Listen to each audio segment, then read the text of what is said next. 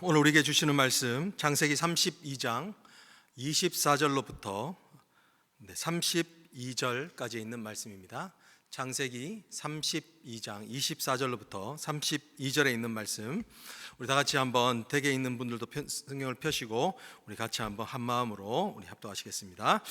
야곱은 홀로 남았더니 어떤 사람이 날이 새도록 야곱과 씨름하다가 자기가 야곱을 이기지 못함을 보고 그가 야곱의 허벅지 관절을 치매 야곱의 허벅지 관절이 그 사람과 씨름할 때에 어긋났더라.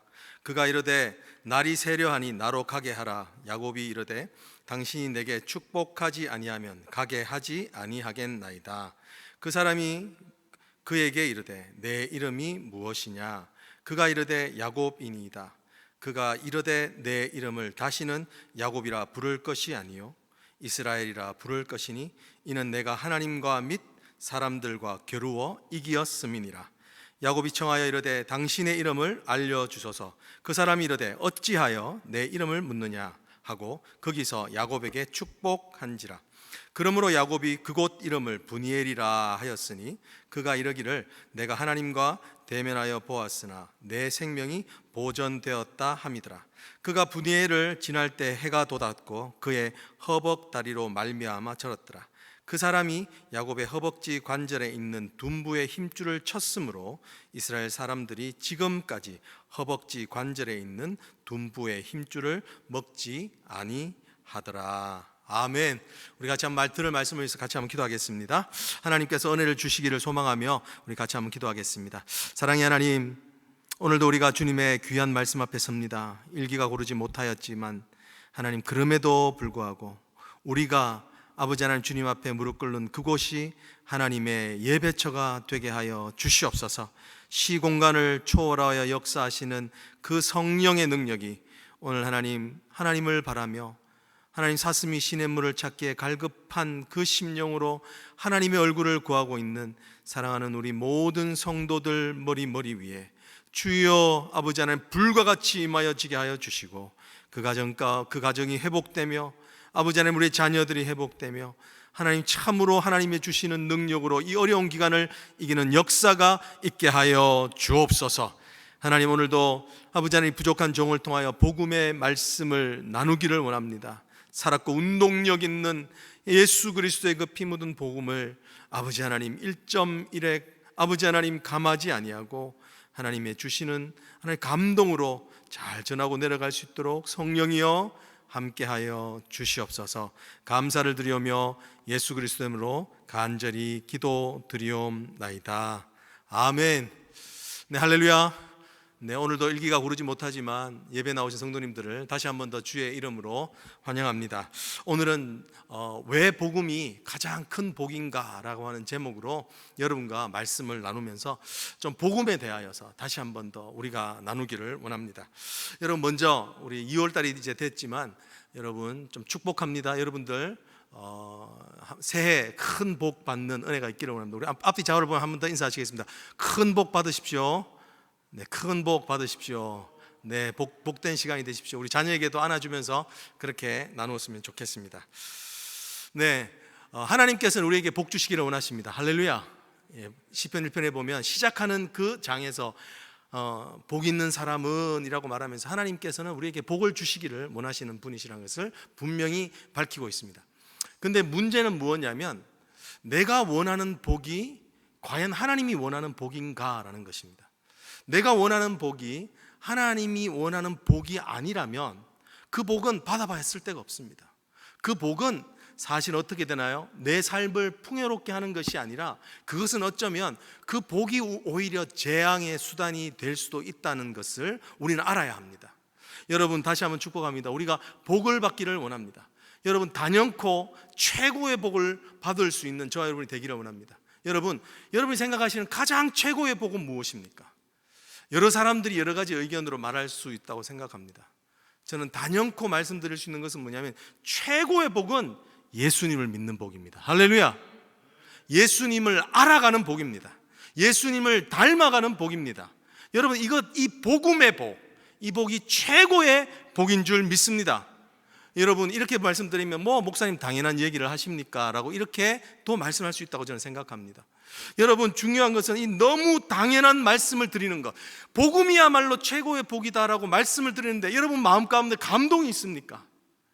여러분 마음 가운데 정말 이것이 최고의 복이라고 생각할 때에 이 복이 우리가 참으로 누리게 되고 수혜자가 되는 것입니다. 그런데 목회를 하면서 보니까요, 너무 이 말이 너무 뻔한 말, 당연한 말이 되어버렸습니다. 여러분 복음이 당연한 말이 되어버리면 감동이 없습니다. 감동이 없는데 어떻게 우리 삶 가운데 힘이 되겠습니까? 오늘은 정말 왜 복음이 최고의 복인가, 그것에 대해서 오늘 야곱의 이야기를 통하여서 복음에 대해서 조금 우리가 묵상하면서 왜 복음이야말로, 정말 복음이야말로 우리의 최고의 복이 되는지를 한번 나누어 보기를 원합니다. 그렇습니다. 여러분 복은요 인류 만국 백성들이 사용하고 있는 세계 공통어라고 볼 수 있습니다. 네. 세상에 복의 개념이 없는 나라들은 없습니다. 여러분 우리 지금 한국에서 제일 많이 쓰고 있는 복에 대한 말이 요즘은 조금 바뀌었는데 그거 아시나요? 많이 쓰고 있는 말 뭔지 아세요? 대박입니다. 대박. 원래 이 말이 대박 나라, 이게 큰 박이 터져라 이런 뜻이잖아요. 그런데 이게 어쩌면 사람들이 잘 쓰지 않는 단어가 어쩌면 고유명사가 일반 명사가 되어버렸습니다. 왜냐하면 어렵거든요. 왜냐하면 어렵기 때문에 그런 겁니다. 여러분 중국 사람들이 얼마나 복에 대해서 정말 강한 집념이 있는 줄 아시죠? 신년만 되면은 벽에다가 큰 빨간 글자로 그것도 큰 복을 붙여놔요. 뭐 엄청나게 큰 글씨를 붙여놓습니다. 중요한 건요, 거기 복을 받기 위해서 이 사람들 어떻게 하냐면, 여러분 좋은 중국집에 가면 문이 항상 이렇게 기역자식으로 들어가게 된 거 혹시 아시나요? 모르시는군요. 모르시는 분들은 싼 중국집에 가신 겁니다. 비싼 중국집, 쿠진 같은 데 가면 항상 꺾어서 들어가게끔 되어 있는 겁니다. 왜 그 사람들이 그렇게 하느냐 하면 복은 문으로 들어온다고 생각하기 때문에 그래요. 문으로 들어오기 때문에 복자를 이렇게 벽에다 붙여놔서 복이 들어올 수 있도록 해놓은 거예요. 근데 문제는 뭐냐면 복은 빨리 나갈 수 있다는 거예요. 그러니까 빨리 나가지 못하게 하기 위해서 복을 헷갈리게 해놓는 거예요. 원래 복은 중국 사람들의 관점이 뭐냐면 약간 복이 눈이 어둡다고 합니다. 그래서 들어올 때 쉽게 들어오지만 눈이 어둡게 빨리 나갈 수 있는 거죠. 그런데 어렵게 만들어놔서 빨리 못 나가도록 한 겁니다. 여러분 왜 사람들은 이렇게 복에 대해서 초민감할까요? 세계 만국어가 될 만큼 사람들은 복을 추구하며 살까요? 왜냐하면 인류가 경험한 것이 있는데, 인류는 자기의 힘만으로는 결코 인생이 형통할 수 없다는 것을 깨달았기 때문입니다. 인류가 쌓은 지식입니다. 인류는 자기의 노력만으로는 행복해질 수 없다는 걸 알고 있습니다. 내가 아무리 열심히 산다고 해서 그 열심히 사는 것이 나에게 반드시 복을 주는 것이 아니라는 것을 우리는 뼈저리게 체험하고 있기 때문에 이 복에 대해서 우리가 집착을 하는 겁니다. 여러분 한국의 아주 성공한 CEO 중에 한 명이 그런 얘기를 했어요. 자기에게 많은 사람들이 인터뷰를 요청하는데 그 중에서 가장 어려운 질문이 뭐냐면 어떻게 해서 성공하셨습니까? 라고 묻는 말이라고 합니다. 어떻게 해서 성공하는지를 묻는 게 어렵다는 거. 왜냐하면 자기도 열심히 살았어요. 열심히 자기가 할 수 있는 최선을 다했어요. 그런데 자기는 이전에 지금 사업이 성공하기 전에 엄청나게 열심히 살았지만 실패해봤기 때문에 단지 열심히 살고 최선을 다하는 것만으로 성공 요인이 아니라는 것을 깨달았다는 거예요. 자기가 열심히 사는 것이 성공 요인의 불과 5% 내외라는 거예요. 나머지 95%는 내가 컨트롤할 수 없는 많은 요인들, 시장의 상황들과 커스터머의 페이버들과 그때 때맞춰 공급되는 원자재들과 이런 것들이 딱 잘 맞아야지 성공하는 건데, 내가 노력만으로 성공해서 했다고는 도저히 말할 수가 없기 때문에 어렵다라고 이야기해요. 그래서 어떤 경제학자는 이렇게 이야기를 하는 걸 들었어요. 뭐라고 이야기하냐면 성공은 우연한 것이다. 왜냐하면 규정할 수 없기 때문에 그런 겁니다. 그렇기 때문에 오늘 우리가 사는 사람들은 뭐냐면 이 95%라고 하는 상황이 컨트롤되고 이것이 잘 자신에게 호의적으로 작용하려면 내 힘을 넘어선 또 다른 외부의 힘이라는 복이 내 삶에 침입해야만 성공할 수 있다라고 이야기를 한다는 것입니다. 할렐루야. 여러분 여러분 복된 삶이 되어지기를 원합니다. 근데 먼저 알아야 됩니다. 복된 삶은 우리의 힘으로 안 된다는 겁니다. 여러분, 우리의 힘으로 만약에 된다면 열심히 사는 분들, 특별히 새벽에 일찍 일어나서 부지런하게 약수터 가시는 어르신들은 다 성공해야 되는 겁니다. 그거 아니라는 거예요. 여러분, 우리가 성공할 수 있기 위해서는 하나님이 주시는 복이 있어야 될 줄로 믿습니다. 하나님께서 우리의 복의 근원이 되신 줄 믿습니다. 여러분, 오늘 본문에 있는 말씀은요, 사실은 야고보에 대한 이야기를 맞는데, 야고보는 한마디로 말하면 이렇습니다. 복에 대하여서 특별한 사람이라는 거예요. 복을 추구하며 살았습니다. 오늘 우리가 읽었던 말씀에 보면요, 26절에 보면 심지어 그는 뭐냐면 하나님과 겨루어 싸우죠. 하나님과 더불어 싸움하면서 이 여호와의 사자가 떠나려고 할 때 하나님을 말하거든요. 떠나려고 할 때 그가 뭐라고 말해요? 이렇게 이야기를 하지 않습니까? 당신이 내게 축복하지 아니하시면 내가 가게 하지 아니하겠나이다 라고 이렇게 복에 대해 철저한 삶을 살아갑니다. 그렇기 때문에요, 이 사람은 태어날 때부터도 뭔가요? 야곱, 뒤꿈치를 잡은 자, 이런 본능적인 모습들이 있는 거예요.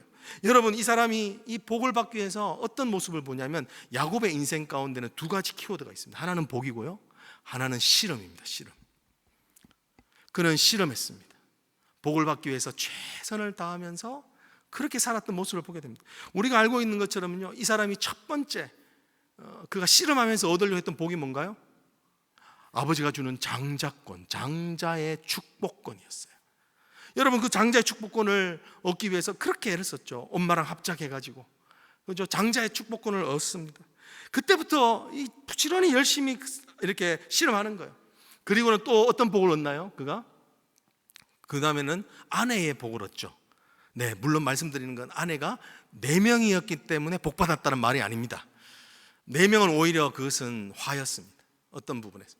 그런데요, 그가 얻었던 그 아내의 복은 뭐냐면 그렇게도 사랑하는 여인.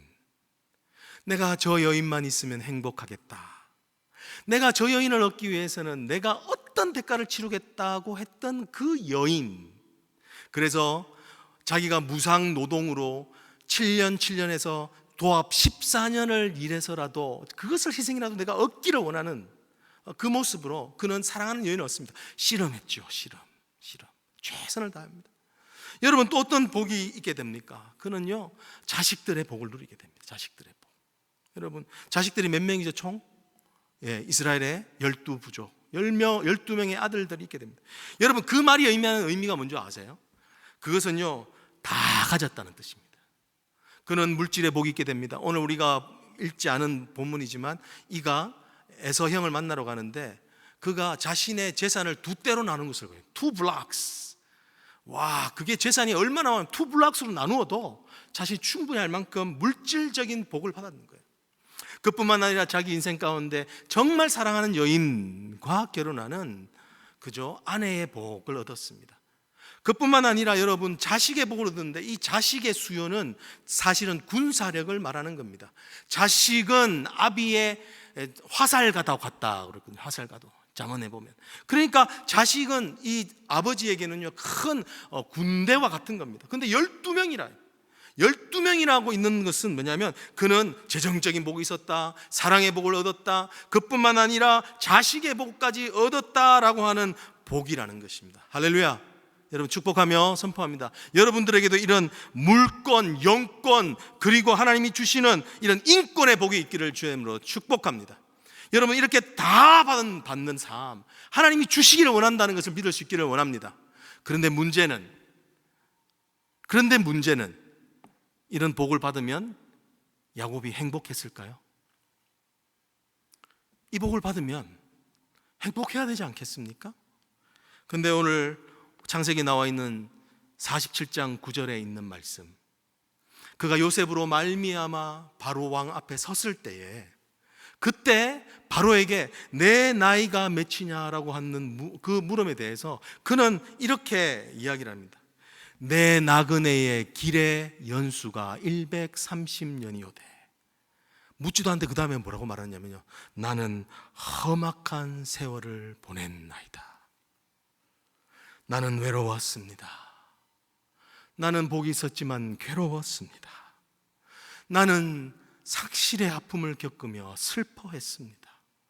나는 내 자녀를 보고 싶었지만 내 자녀가 죽임당했다고 알고 내 마음 가운데 정말 씻을 수 없는 슬픔이 나를 장악하는 삶이었습니다 라고 이렇게 고백하는 모습을 보게 됩니다. 여러분, 험악한 세월을 보낼 수 있지 않기를 원합니다. 여러분, 인생은 한 줄입니다. 한 줄 평가. 인생이 한 줄 평가, 스스로 자기가 평가하는 그 한 줄의 평가. 여러분들은 어떤 삶으로 말씀하시겠습니까? 나는 행복했다, 나는 정말 복된 사람이었다, 이렇게 말씀할 수 있을까요? 여러분의 한 줄 평가는 뭡니까? 오늘 이가 하는 말은 다른 말로 하면 나는 불행한 삶이었다 라고 이렇게 이야기를 하는 겁니다. 왜 그랬을까요?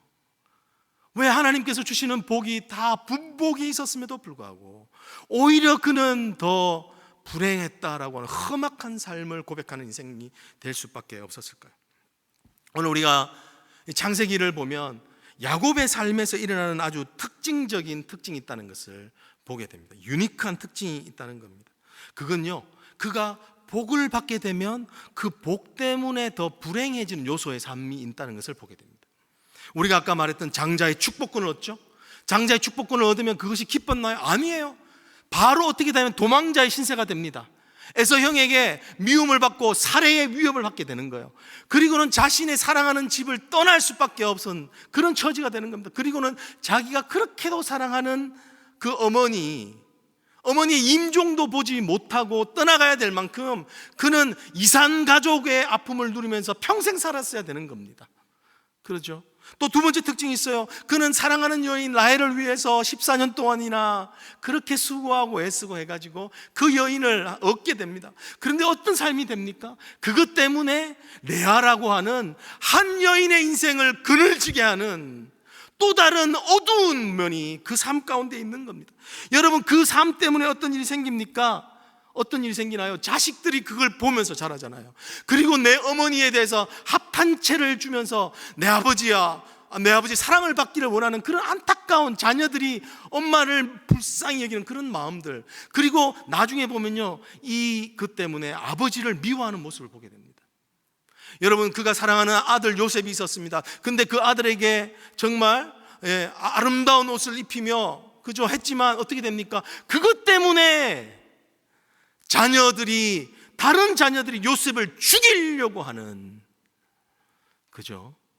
그것 때문에 사랑하는 아들을 보지 못하는 그런 상실의 아픔을 보게 됩니다. 아버지의 권위가 무시당하는 그 일들로 말미암아 아버지의 권위조차도 무시당하는 그런 일들이 곧이어서 오게 되는 것을 보게 됩니다. 한번 제가 도표를 보여드릴 텐데요, 여러분, 도표를 보시면 그의 삶에 일어나는 특징을 이렇게 요약할 수 있을 것 같습니다. 네, 여기 보면 이렇게 돼 있죠. 야곱은요, 자신이 주어진 삶의 목표가 있습니다. 그 복이죠, 복. 전체적으로. 근데 그 복을 위해서 그는 열심히 실험합니다. 열심히 실험했죠. 그죠? 열심히 실험하면 그의 삶에서 안 이룬 게 별로 없습니다. 다 이루었습니다. 그런데 어떻게 되냐면 반드시 그 다음에는 어떤 일이 생기냐면 관계가 파괴됩니다. 관계가 파괴되니까 어떻습니까? 불행해져서 그럼 결국은 그게 자신의 오히려 행복의 요소가 불행의 요소가 되는 겁니다. 그렇습니다. 오늘 우리가 야곱의 삶을, 야곱의 축복을 좀 한마디로 말하면 이렇게 되는 겁니다. 야곱이 받은 복 때문에 그의 삶은 저주의 삶이 되었다. 화가 되는 삶, 안타까운 삶, 스스로 생각하기에 그가 험악한 삶을 사는 삶. 여러분, 인생은 열심히 안 하기 때문에 문제가 생기는 게 아니라는 겁니다. 여러분, 우리가 정말 최선을 다하지 않기 때문에 인생에 문제가 생기는 것이 아니라는 겁니다. 우리 삶에는 영적인 안목이 필요한데 우리의 삶에서 우리 안에 내면적으로 이렇게 깨어지게 하는 것이 무엇이냐, 그것을 아는 것이 더 중요합니다. 이 내면의 문제가 해결되지 않는다면 우리는 평생 왜 불행해지는지도 알지 못하면서 그냥 그 고통 가운데서만 살아가야 되는 것을 이야기를 합니다.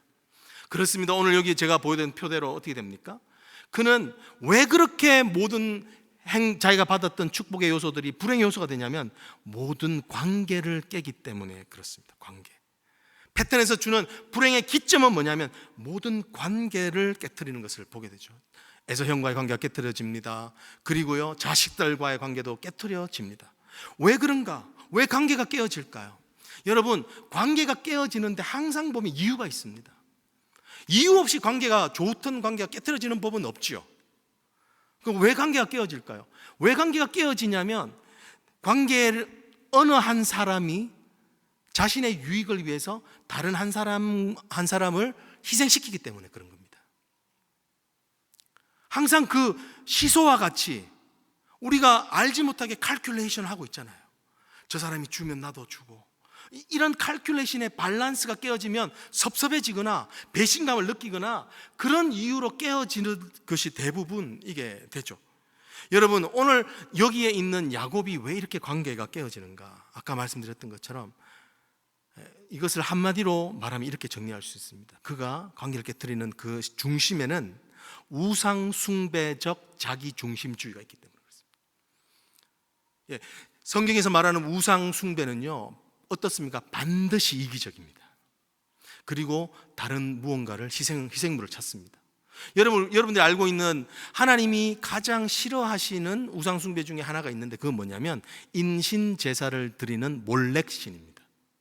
그 몰렉신은요, 농경 문화에서 그들이 정말 농경의 그 풍성한 수확을 위해서 그 신에게, 몰렉이라는 신에게 하는데, 이건 특징인데 뭐냐면요, 그 빨갛게 달구어진 신상의 손, 빨갛게 달구어져 신상의 그 손에다가 자신의 자식을 그게 얹어서 태워 죽이는 거예요. 자신의 자식, 제일 중요한 것을 그 위에 얹어서 태워 죽임으로써, 제물로 드림으로써 자신들이 원하는 것들을 누리고자 하는 겁니다. 우상숭배는요, 항상 무언가를 희생물을 찾습니다. 여러분, 이 몰렉의 신의 이야기가 이스라엘에만 있고 고대 근동에만 있는 게 아닙니다. 우리 문화에도 있어요. 대표적인 예가 뭔지 아세요? 심청전이에요. 왜 심청이가 공양미 300석을 받나요? 왜냐하면 임당수에 빠뜨려 죽임당하기 위한 겁니다. 선원들이 자기가 원하는 순항을 하기 위해서, 날씨가 좋은 것을 위해서 누군가를, 그죠? 용왕을 위해서 바쳐야만 그들의 삶이 하기 좋기 때문에, 그죠? 그렇기 때문에 누군가를 죽이고 희생하는 일들이 일어나는 겁니다. 우상숭배적 자기중심주의라는 것입니다. 그러니까 관계를 깨트리는 겁니다. 왜냐하면 관계를 깨트려야만이 내가 원하는 것을 얻게 되는 거예요. 결국은 피해자가 생겨지기 때문에 이런 것을 보게 됩니다. 여러분, 오늘 여기서 우리가 보고 있는 우상숭배적 자기중심주의가 가리키는 게 뭔가요? 바로 죄입니다. 죄. 바로 그것이 죄입니다.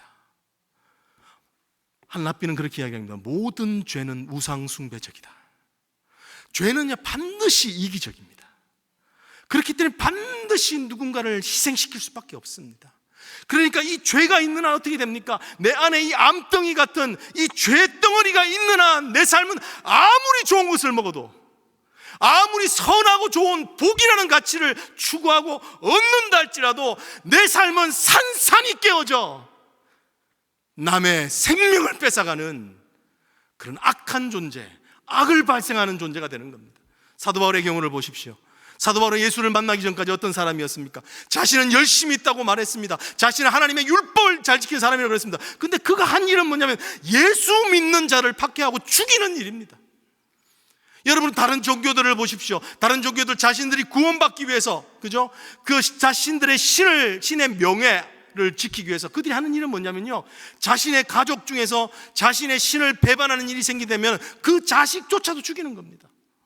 이것을 뭐라고 하냐면 honor killing.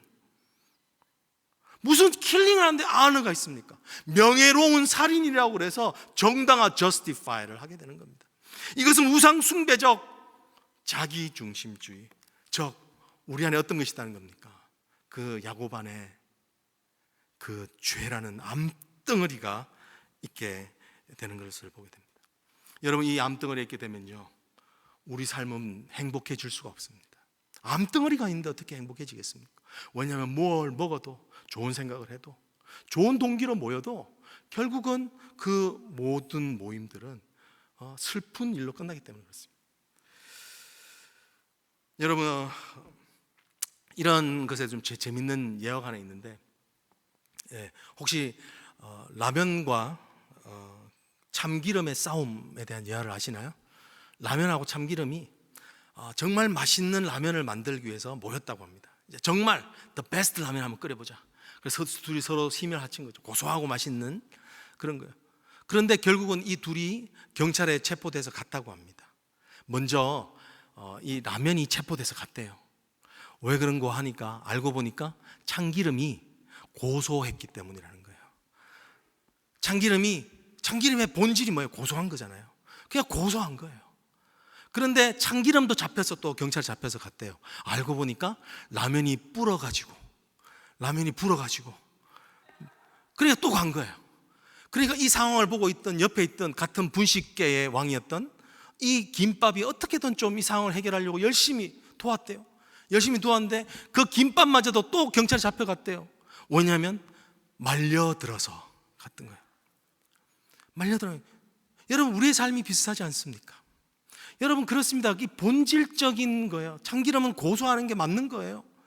여러분, 그리고 이 김밥은 말려드는 게 맞는 거예요. 그죠? 라면은 부는 게 맞는 거예요.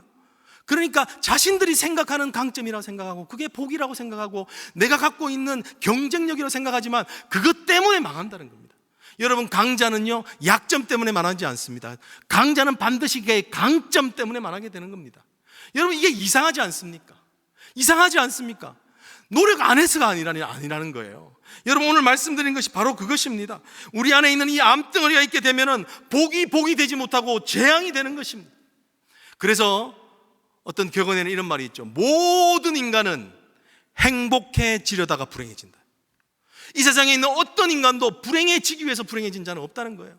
다들 행복해지기 위해서 살다가 불행해지는 거예요. 행복해지려고 하다가 다 불행해지는 것이 인간의 모습이라면 우리가 영적으로 가져야 될 겁니다. 왜 그런가라는 겁니다. 왜 우리 안에 그런 일들이 일어나게 되는가라는 겁니다. 이 영적인 암덩어리가 있으면 두 가지가 특별히 나타납니다. 그 첫 번째는 만족을 몰라요.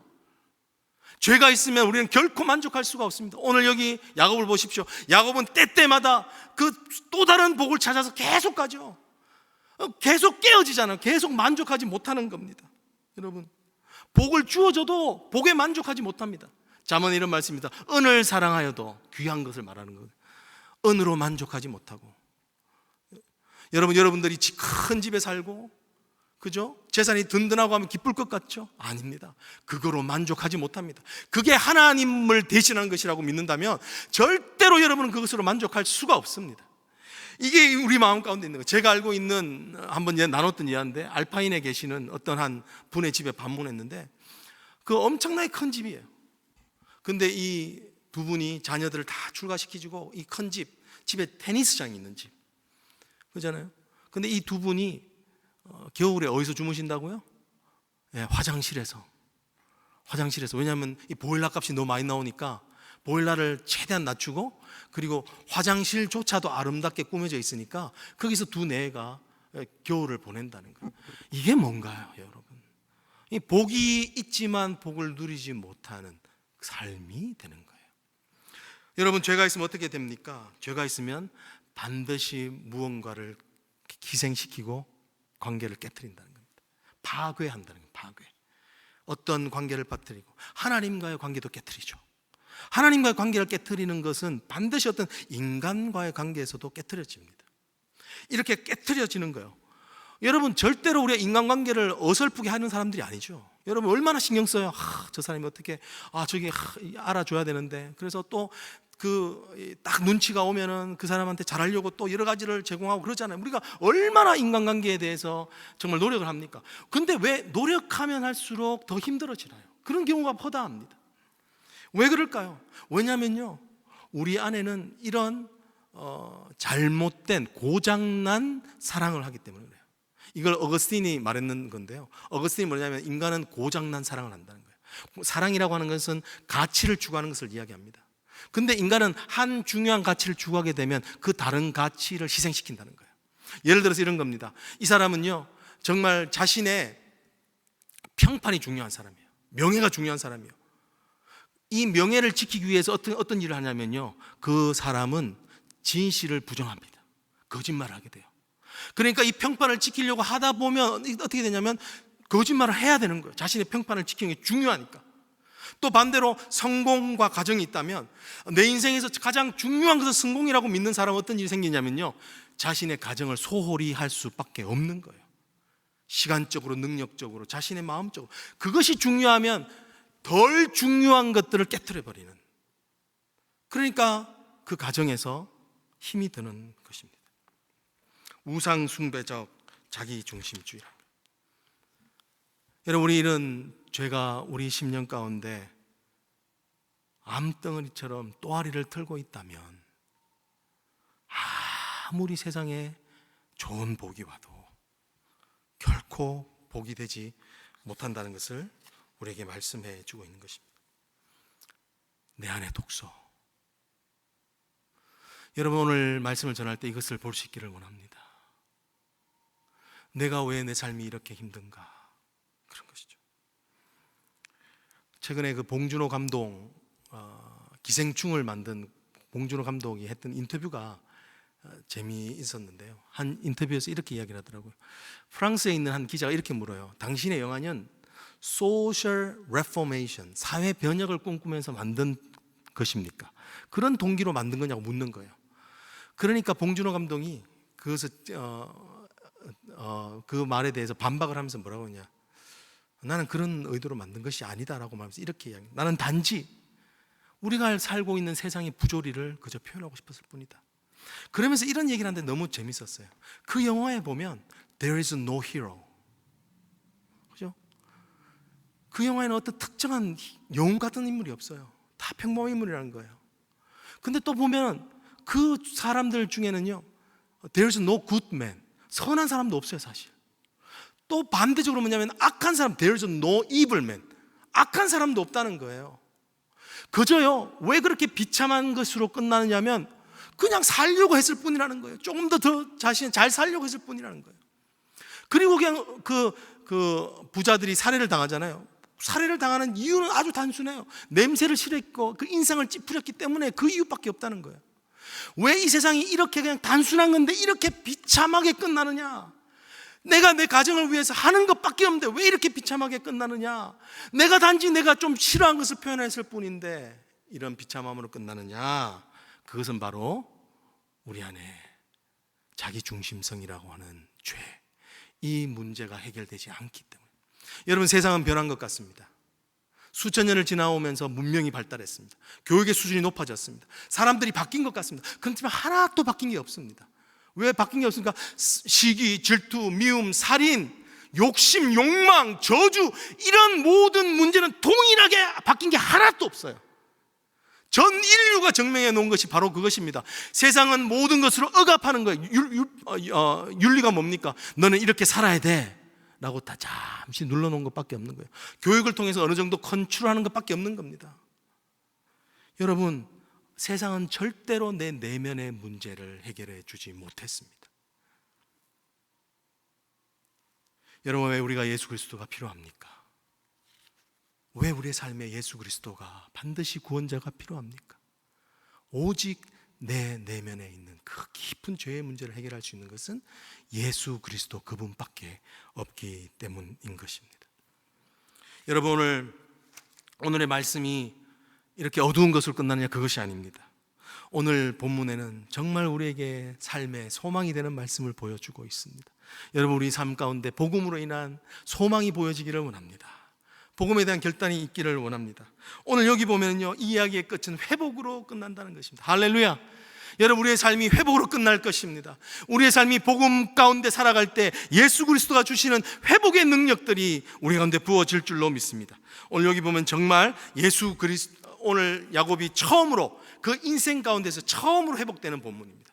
한 번도 이전까지는 회복이라는 단어를 찾아볼 수 없는데 처음으로 회복되는 일들을 보게 됩니다. 관계가 회복되고 있는 모습을 보여줍니다. 오늘 같이 한번 보실까요? 창세기 아까 읽었던 32장 24절로부터 28절 제가 한번 읽어보겠습니다. 야곱은 홀로 남았더니 어떤 사람이 날이 새도록 야곱과 씨름하다가 자기가 야곱을 이기지 못함을 보고 그가 야곱의 허벅지 관절을 치매 야곱의 허벅지 관절이 그 사람과 씨름할 때에 어긋났더라.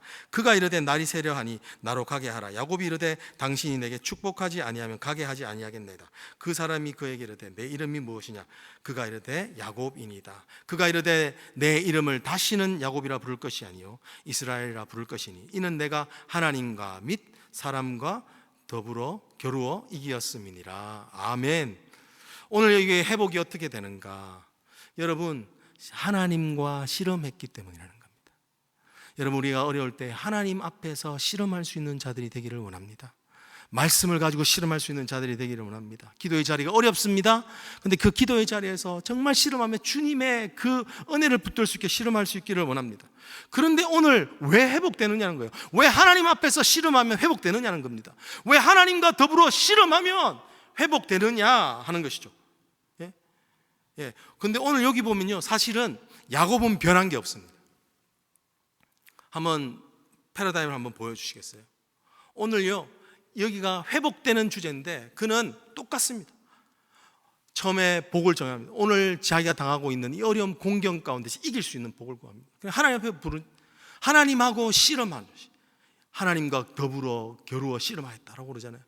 그런데 여기서도 보면요, 똑같이 하나님을 이겼다고 합니다. 오늘 우리가 봤던 것처럼, 그죠?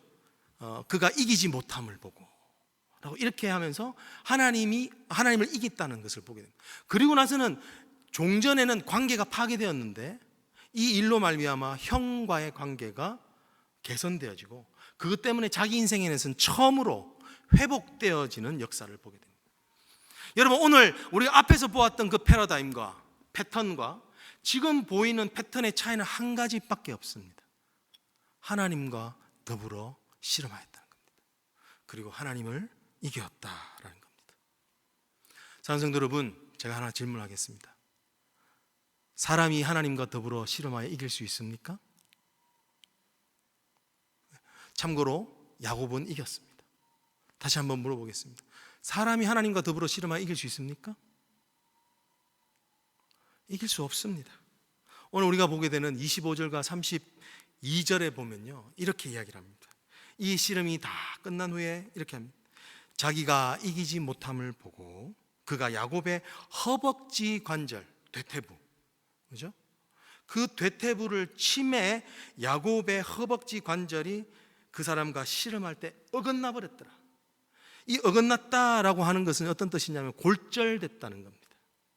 여러분, 이 대퇴부 관절, 환도뼈라고 이 말하는 이 부위는요, 경운기를 가지고 양쪽에서 이 사람을 당겨도 잘 안 빠지는 그만큼 강력한 힘의 권원이라고 하는 그 부분을 이야기합니다. 힘줄을 먹지 않은 힘줄이에요. 힘줄, 인생을 버티는 힘줄이에요.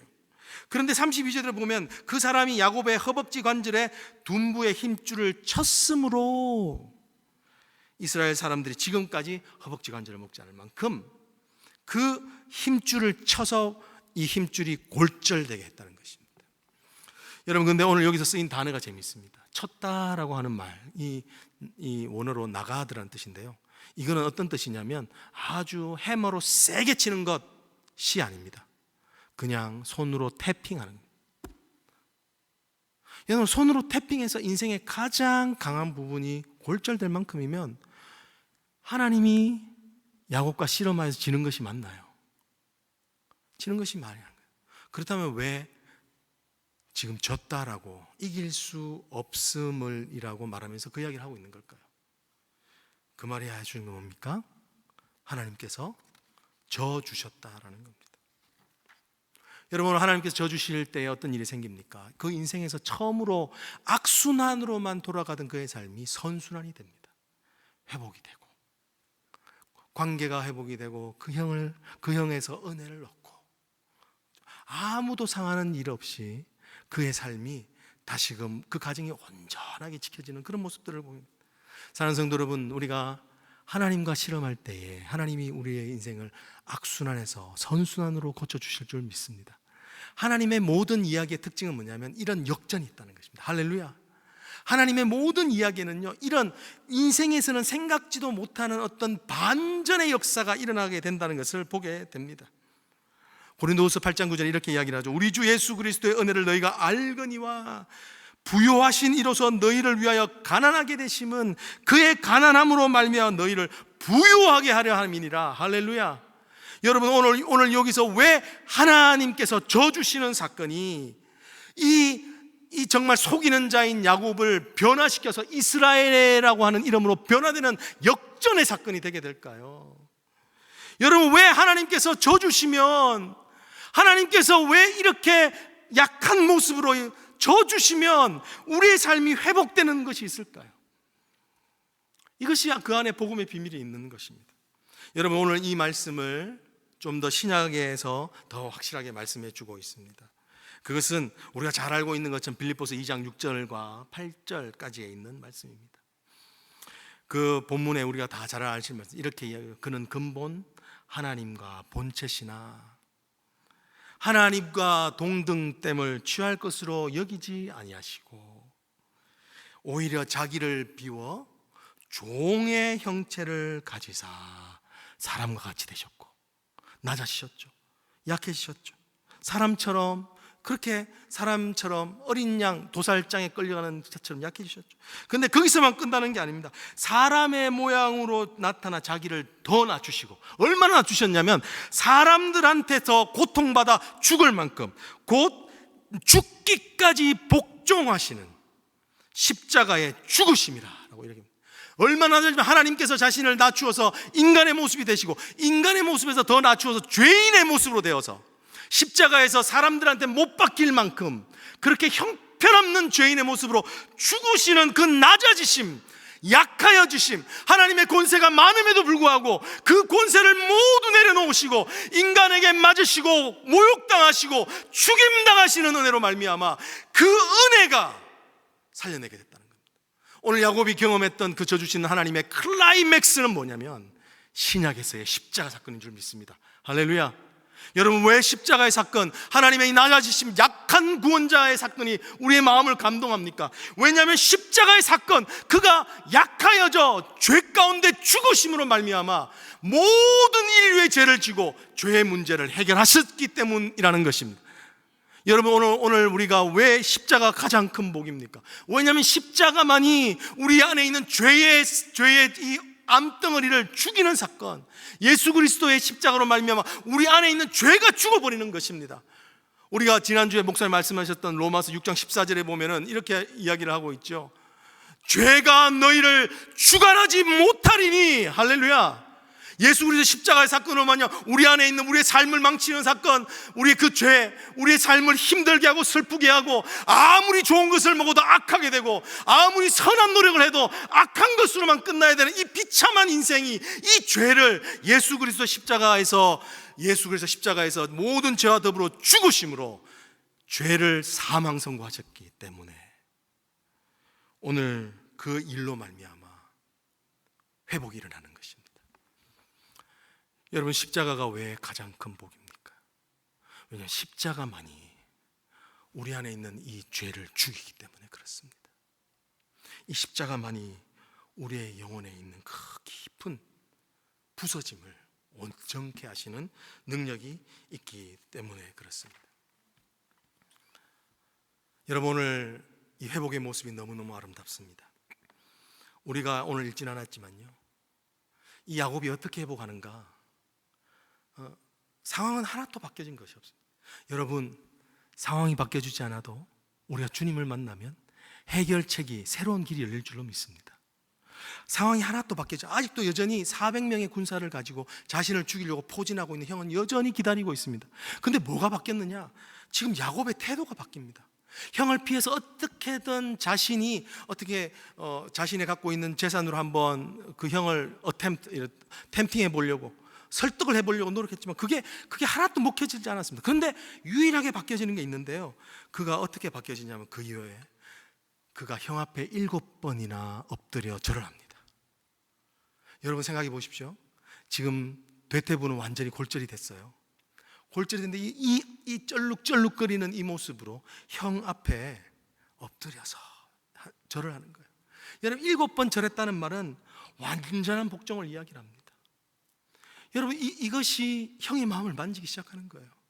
지금 저놈이 나하고 싸우려고 그냥 한두 명을 데려온 것도 아니고 용병 400명을 데리고 싸울 태세로 나왔는데, 근데 오히려 이가 어떤 마음을 하면 지금 온전히 겸손한 모습으로 나오는 거예요. 여러분 이 모습은 뭘 보여줍니까? 자신의 자존심이 죽었다는 겁니다. 형에 대해 자존심이 죽은 거예요. 그런데 그뿐만 아니라 형을 안고 울면서 그의 형을 안고 껴안는 거예요. 네, 형을 안고. 여러분 평생 살면서 15년 동안 원수지간으로 살아온 사람들이 갑자기 어느 순간 갑자기 서로 안고 막 화해되는 것을 경험해 보셨나요? 우리 안에 그런 힘이 있나요? 우리가 그런 걸 경험해 보면 어려운 일입니다. 조금만 마음이 틀어져도 그것 때문에 서로 눈을 쳐다보는 게 힘들잖아요. 그런데 오늘 이 야곱은 형을 보고 형의 목을 안고 끌어안아서 그런 모습을 보여주는 겁니다. 자신 안에 있는 이 교활한 간사한 꾀가 죽고 자신 안에 있는 교만이 죽는 것입니다. 할렐루야. 여러분 그뿐만 아니라 형에게 자신의 모든 재산, 자기가 그렇게 소중하다고 생각했던 그 자기가 소중하다고 생각했던 모든 축복을 내려놓습니다. 마치 베드로가 그 예수님의 말씀해 주신 그 고기, 예수님 때문에 생긴 그 많은 고기들을 버려두고 하는 것처럼 자신이 생각했던 모든 것들을 내려놓습니다. 여러분 그 심령 안에는 욕심이 죽은 겁니다.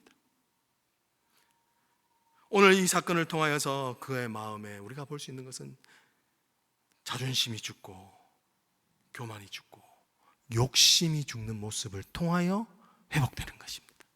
왜 그런가요? 왜냐하면 저 주시는 하나님, 십자가의 그 복음의 은혜를 만났기 때문에 그 은혜가 진정으로 회복하는 방법을 알게 하는 겁니다. 예수 그리스도의 그 사랑이 나를 위하여 십자가에 죽은 그 은혜, 고슴도치 어미가 자기의 새끼를 안으려고 새끼가 갖고 있는 그 새끼가 찌르는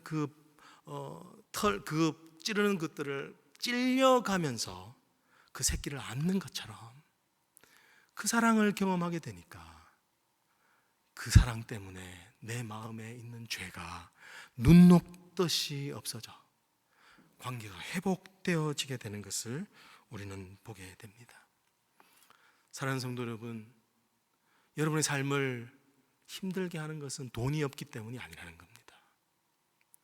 우리의 삶을 힘들게 하는 것은 우리의 삶이 이 팬데믹이라고 하는 어려운 가운데를 지나가기 때문에 부족을 경험하기 때문이 아니라는 겁니다. 부족을 더 큰 부족으로 느끼게 하는 우리 안에 있는 죄, 자기중심성이라는 죄가 있기 때문에 다른 사람의 고통이 안 보이기 때문에 괴로운 겁니다.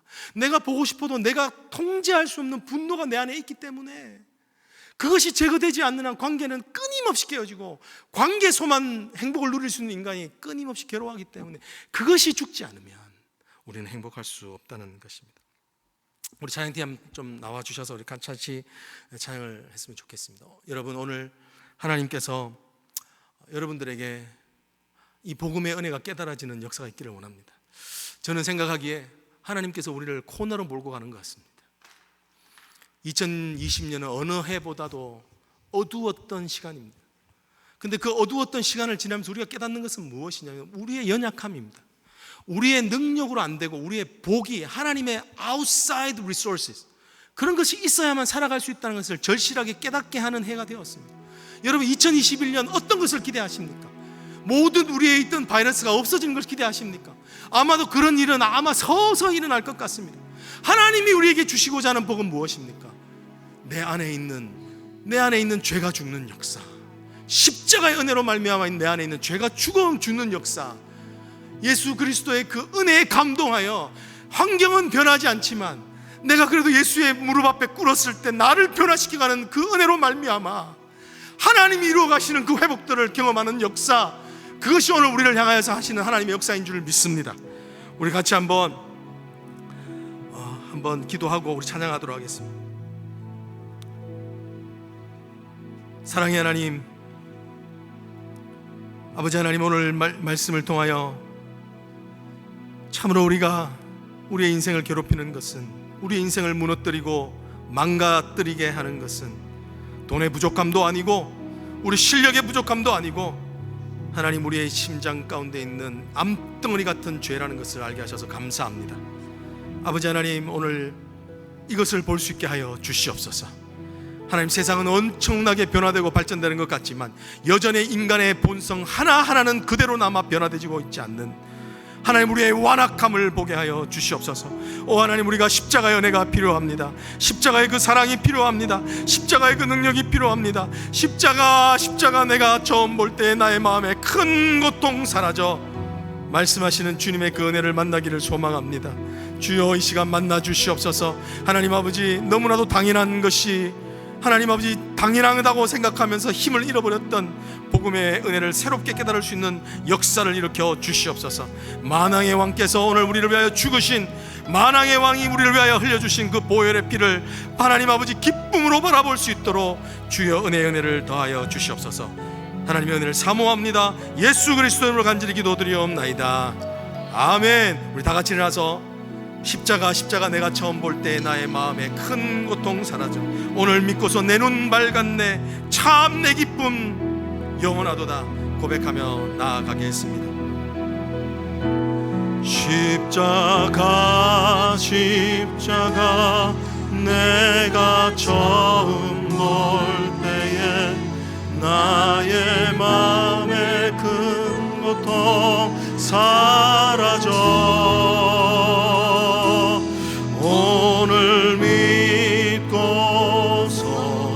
내 눈 밝았네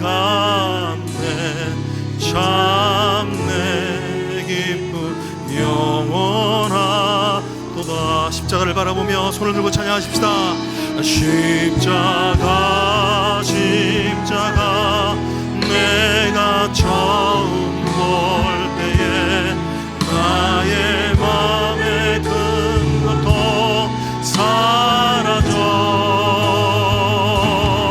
오늘 믿고서 내 눈 밝았네 참 내 기쁨 영원한 십자가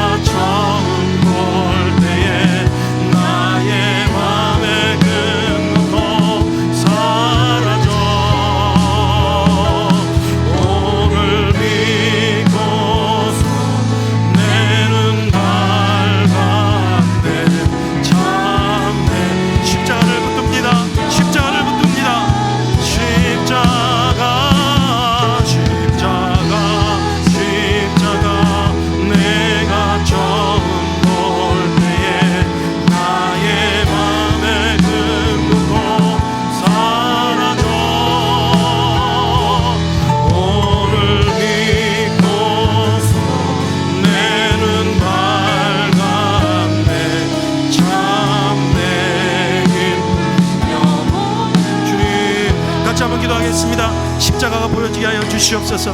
하나님 십자가의 은혜가 깨달아지게 하여 주시옵소서.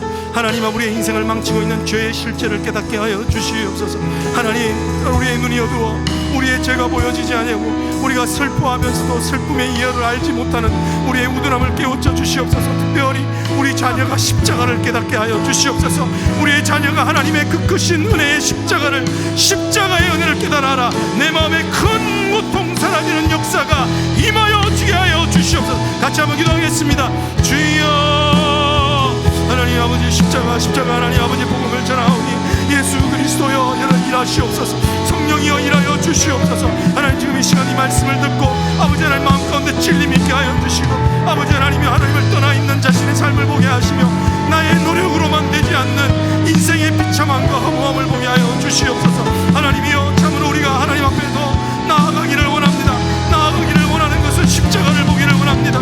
하나님이여, 우리의 자녀들이 십자가 앞으로 나아가기를 원합니다. 십자가의 능력 앞으로 나아가기를 원하오니 하나님이여, 우리에게 십자가의 은혜를 깨달을 수 있게 하여 주시옵소서. 너무나 당연하게 되어버린, 너무나 하나님 아버지 너무 뻔한 말처럼 되어버린 십자가의 은혜가 다시 불같이 우리 십자가의 은혜가 일어나게 하옵소서.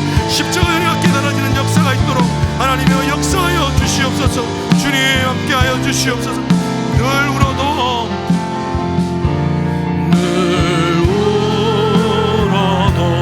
그 큰 은혜 다 갚을 수 없네. 나 주님께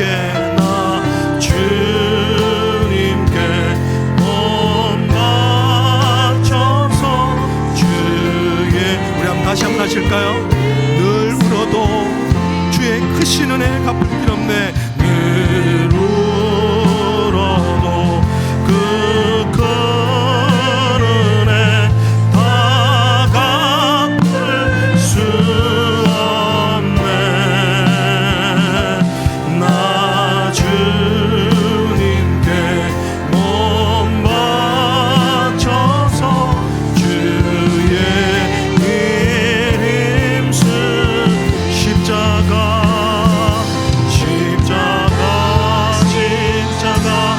내가 처음 볼 때에 나의 마음의 그 고통 사라져. 오늘 믿고서 내는 밝았네. 참내 기쁨 영원하도다.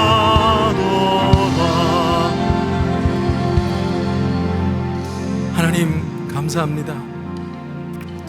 우리로서는 깨달을 수 없고 갈 수도 없고 만날 수도 없는 하나님, 사망의 그늘에 앉아 이유도 알지 못하며 죽어야 될 수밖에 없는 우리의 공고한 인생, 암덩어리를 지니고 하루하루가 살아가는 것이 아니라 죄로 말미암아 죽어가는 인생을 살아갈 수밖에 없는 우리에게 예수 그리스도께서 야곱을 만나 주셨던 것처럼 우리 인생 가운데 만나 주셨 그 은혜를 감사합니다. 하나님, 그런데 저희가 그것을 당연히 여기고 잃어버렸습니다.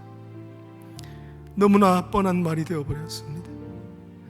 하나님, 참으로 이 십자가의 은혜가 회복되어지는 역사가 있게 하여 주시옵소서. 십자가, 우리가 매일 보고 있는 이 십자가를 통하여 하나님, 우리를 위하여서 고난받으시고 죄 가운데 속죄양으로 죽으신 그 은혜를 깨달을 수 있도록 하나님, 우리의 눈을 열어 주시옵소서. 우리의 심령을 열어 주시옵소서. 하나님, 우리의 자녀들을 올려드립니다. 하나님, 우리의 자녀들이 하나님 내 성공의 도구가 되지 않게 하여 주시옵소서. 내 명예를 지키는 수단들이 되지 않고 하나님, 우리가 사랑한다는 명목으로 우리 자녀들을 정말 인격을 말살하고 무시했던 것들을 용서하여 주시옵소서. 그래야지 네가 잘 되는 거야 라고 말하면서 아이들을 아버지 하나님 푸시하면서 하나님 물질의 세상에서 경쟁력 있는 자로 키우려고만 했던 것을 용서하여 주시옵소서. 하나님, 겸손히 회개하며 하나님 앞에 나아가오니 하나님, 몰래 계신에게 바치는 것이 아니라 여호와께 우리의 자녀들을 올려드립니다. 주님, 우리의 자녀들을 불쌍히 여겨주시고 십자가를 알지도 못하고 멸시하는 세상 가운데 하나님, 정말 살아가야 되는 그들, 감히 예수를 믿는다고 말하지도 못하는 그들의 입에 하나님 말할 수 없는 은혜를 끼쳐주시고 십자가의 그 은혜를 깨닫게 하여 주셔서 세상 가운데 세상을 이기는 자, 아버지 하나님, 죄를 이기며 세상 가운데 빛과 소금이 되는 자들 되게 하여 주시옵소서. 특별히 하나님, 선교사님들을 위해 기도하오니 선교사님들 주님, 이 십자가의 도만 전하게 하옵소서. 십자가의 능력이 전파되게 하시고 하나님, 모든 인생 가운데 준비해 놓으신 하나님의 크신 은혜가 선교지마다 부어지게 하여 주시옵소서. 하나님, 은혜를 감사드리오며 살아계신 우리 주 예수 그리스도의 이름으로 간절히 기도드리옵나이다. 아멘. 우리 양 목사님 나오셔서 축도해 주시겠습니다.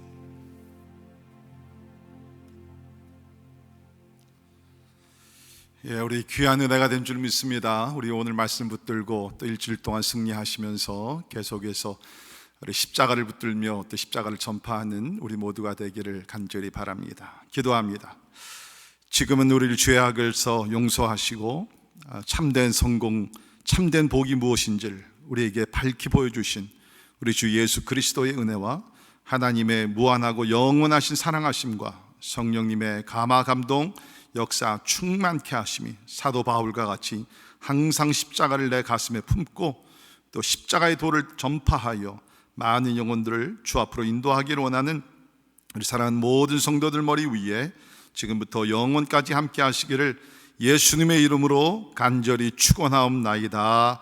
아멘.